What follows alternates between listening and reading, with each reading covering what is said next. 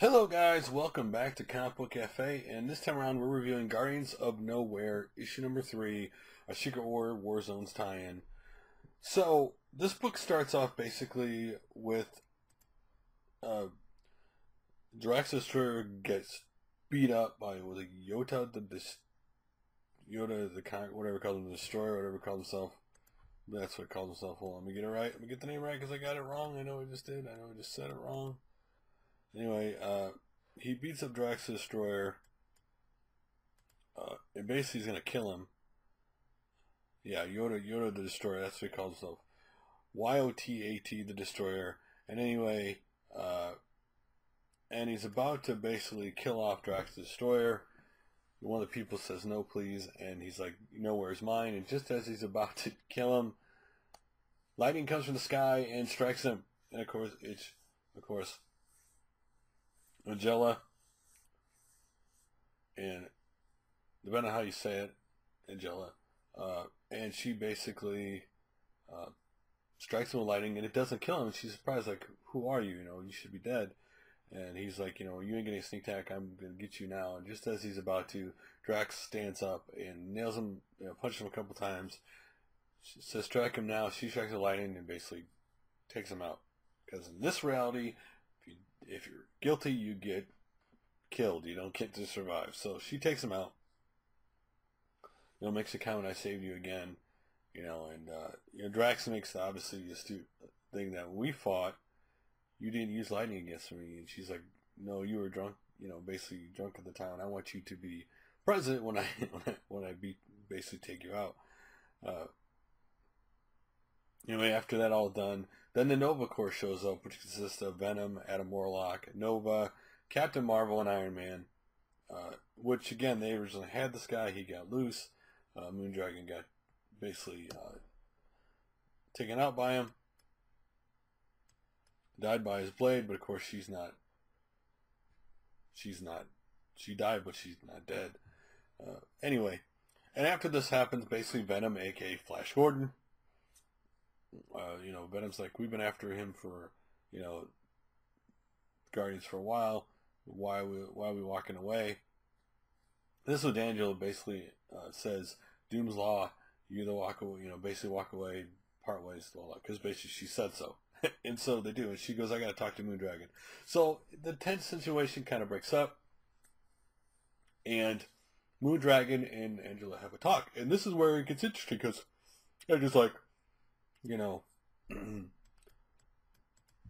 why did you leave? You knew this would happen. And she's like, this conversation is not going to end well, ahead of time. And he's like, well, if you don't have a conversation, it's going to end well. And she goes, she basically says, you and I have a different belief system. And she's like, you do not believe in, Doom, God Almighty. And she's like, basically she tells her, no, I don't believe in Doom. That I know it's blasphemy and punishable by law, but I do not believe Doom is what he says he is. I believe it's not true. That it's a scam.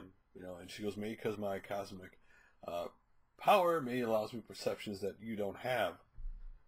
To see through what. And this leads to obviously a confrontation, because she, again, Moondragon calls Doom stuff an illusion, and they get in a fight. Angela nails her at one point. She comes back and nails Angela, and Angela has her around the neck and says, basically, show me something to prove this.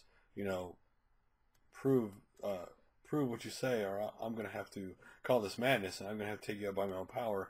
And that's when all of a sudden the giant skull in the sky lights up, and all of a sudden a big portal opens up, and this big, this girl with blue eyes and shows up, and that's how the issue ends. Again, rather eventful issue. You don't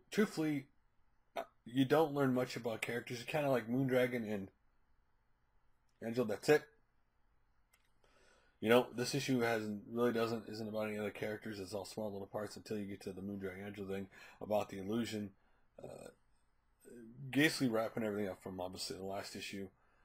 Again, it's a typical Secret Wars. Thors are Doom's, police. And one interesting thing with Moondragon was she goes, why do you believe what you believe?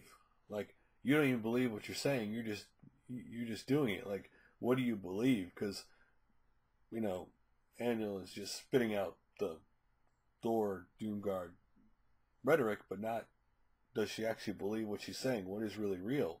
So, and if she, and like Moon Dragon point, if you didn't believe it, then why are you asking me? Like, if you didn't feel something's wrong, then why are you asking me? So, again, a cool little book. Again, I love the artwork in this book.